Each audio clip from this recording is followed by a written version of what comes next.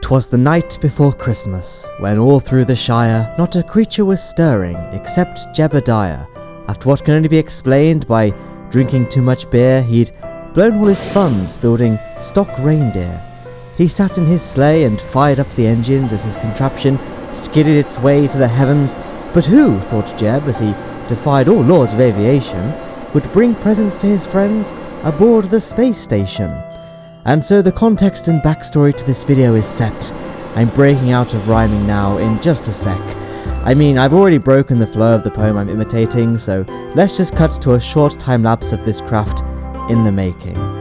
Which brings us to today's video, a Kerbal Christmas special. I've never made a Christmas special video before. I technically did last year on my meme posting channel, Macleod2.com, YouTube. It's not got a custom URL, apparently it's not popular enough, and I'm not even able to monetize it anymore because it doesn't get enough views. So you guys need to help me out. You know, my Lamborghini is not going to pay itself off. You need to go subscribe to Macleod2. It's just memes. This is a terrible channel. It's awful. But that was my last Christmas special. But this time we're doing a proper one, and we're starting off with the time lapse as I illustrated, as I outlined in the introductory poem. This commentary is going great so far. I see like a trend, always this time of the year, people on the subreddit and just to the greater area of YouTube and the forums as well. Now, people make like Santa's sleigh recreations, so I thought I would as well. I did think about flying it under the R&D bridge, but I feel like that ship has sailed now. So we'll do something else. So I didn't really know what my plan was going to be. I basically just built the reindeer and the sleigh. I don't know. Then I thought I'd just wing it after that. So this is the construction of the sleigh. It was complicated. So in the time lapse, it's built with rapiers. I ended up switching these out for vectors. My initial plan, as I bashed the microphone, my initial plan for this thing was to make it an SSTO, but I don't know if you guys could tell this, but the aerodynamics is actually really, really bad on this craft. I know, right? It's terrible. So it doesn't fly very well as an SSTO. It can't really get very fast because it creates such a monumental amount of drag. So I just made it like a space shuttle. So the rapiers will mysteriously become vectors as we cut to this shot here as we launch our way off the pad on our way to space. Sorry if I sound a little bit sniffly, by the way.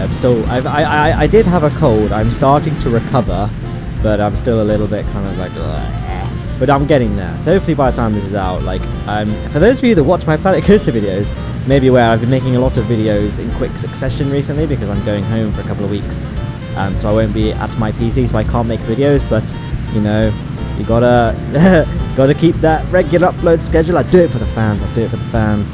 And so I thought I'd just make lots of videos beforehand so I could carry on uploading to my channel during the Christmas period. Hope you guys are having a good Christmas, by the way. What date would this be? I think this is going to come out on December the 22nd? Yes, because December the 22nd is the penultimate Saturday of 2018, and the final Saturday is going to be the end of year montage that is now an annual tradition for this channel. I did one for 2015, 16 and 17. Wow, 3 years, time flies, doesn't it? And so we've got to do one for 2018 as well. So I'm very happy with how that's turned out, actually. I'm looking forward to what you guys think of it. And that's that. So, terrible intercept, really. I did say 'twas the night before Christmas, so we have to get a relatively quick intercept. So I just went for the easiest one, and then we'll just burn a little bit of excess fuel. The sleigh has a lot of Delta V. We can afford to do, like, lazy maneuvers for the sake of time. Obviously, as I mentioned at the beginning, we're going to the space station to deliver some presents in our ridiculous sleigh here. It's got that capsule at the back just because it looks a bit like a Santa's sack, and also Jebediah is currently sitting on a command seat, which is all well and good, but for re-entry he'll overheat and explode and die.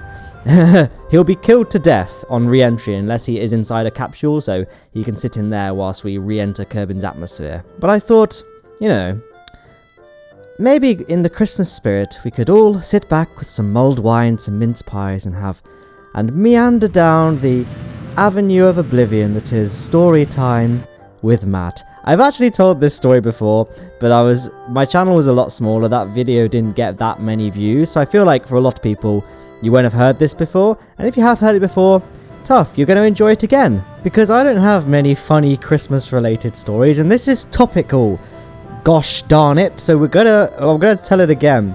And it's a story of when I was 18 as a student. At universities in the UK, typically in your first year you live in like halls of residence, which are basically just big cheap flats of other students. They're often quite disgusting inside, but you know, it's an experience when you're 18.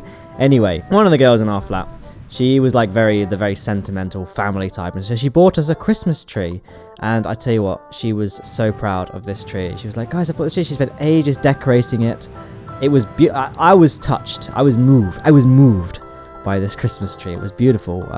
We all cried when we saw it. I'm getting a bit caught up here. So, you know, fast forward a couple of weeks, we decided to host a Christmas party because we had a ground floor flat, and it was bigger. I don't know why the ground floor ones were bigger. We had a big flat, basically. Long story short. So we decided to host a Christmas flat party. So we thought, you know, there were 11 of us in this flat. So we're like, let's all just invite a few friends. So I think we all ended up inviting, like, I don't know, 5, 10 friends each. Doesn't sound like much, right? But, you know, 10 times 10 is 100. There's quite a lot of people for a flat. Anyway, needless to say, things got a bit chaotic. There were a lot of people in the flat. Luckily, our like neighbours across the hallway opened up their flat so some people could spill into that one. But it was a pretty full flat experience. So we decided, you know what, this is all well and good, but I think this is getting a bit too much, a bit too cramped. Our kitchen is getting even more disgusting than it normally is. Let's go out. So we decided to all go. We finished up our drinks and then we decided to hit the clubs, and so we did. Anyway, then it gets to like 3 a.m. I've had a couple of drinks. I'm not gonna lie, guys. I had a couple of drinks, feeling a little bit woozy. Crawl back I crawl back on my stomach into the flat, and I get into the kitchen, and I like just sit in one of the chairs. I put some toast in the toaster. I put some bread in the toaster, I should say. Get my Nutella out, have a nice little Nutella on toast before I go to bed. And I'm sitting on the sofa waiting for the toaster to pop up. I just hear this like... First thought I had was that some sort of animal has been stabbed and is dying, and this is its final breath. So I'm just sitting there thinking, what on earth, what on God's green earth is making this noise? And then I listen again, and I can hear this noise. It sounds like it's making words. So I listen closely, and it sounds like m. This is when I realize that this is no animal. This is a human being. And I turn around, and there I see my flatmate who lived in the room next to mine, Louis. And I'm like, Louis, you're alive. I don't know why. And he just said, they stole the Christmas tree. And I said, they what, when? And he said, look. And we both dramatically turned to the corner of the room. And there, where there once was a Christmas tree, was now just a little pile of decorations and baubles and bits of like the little pines that come off fake Christmas trees. So we just thought, well, our first thought was that we burst out laughing, and then after we'd calmed down, I started eating my toast, so we were relaxed again, and then we thought, I think that Francesca's going to notice that her Christmas tree has gone. We need to find it. So 3:30 in the morning, a few drinks in, we decided to Holmes and Watson it up. So we walked out of the flat, had a look around, couldn't see much. We checked the dustbins for some reason and couldn't find it, so we concluded our investigation and that was it. We gave up. It was terrible. So we sat in the kitchen, and then I looked at the floor and I noticed, you know, I said earlier there was like a little pile of decorations and tinsel and fake pines and all that. I noticed that they were actually leaving a trail out of the kitchen, and I said, look, Louis, there's a line we can follow here. So I'm like, okay, let's follow it. So off we go, following the trail of like decorations and pines and what have you. And we get to the main lobby. You know, the lobby is pretty simple, right? There's just a lift, 2 flats, ours, and then obviously the people across the hallway and like the stairs, and that's it. And they just stopped basically kind of near the lift doors. And we were like, well, I guess that was a non-starter. And then Louis just put his... I don't know why I had to feel the need to impersonate what the sound of a hand slapping onto my shoulder would be, but that was it. Saying, he turned to me and he said, Matt, call the lift. And I said, what? And he goes, you need to call the lift, Matt. I'm like, all right, I'll call the lift. So I called the lift. And then he said, actually, it was a stupid idea, I'm going to bed. So then he left. It was weird. So I'm just standing there, finishing off my toast. And then the lift doors ping open, and there, in the lift, fully assembled, lights and everything, because the lights were battery powered, right? So they were still on, was the Christmas tree in immaculate condition in the lift. And it was the most excited I've ever been in my life. It was a true Christmas miracle. I'm tearing up just thinking about it. And I was like, it's in the lift! And in my excitement to rescue the tree, I ended up rugby tackling it and breaking it in half.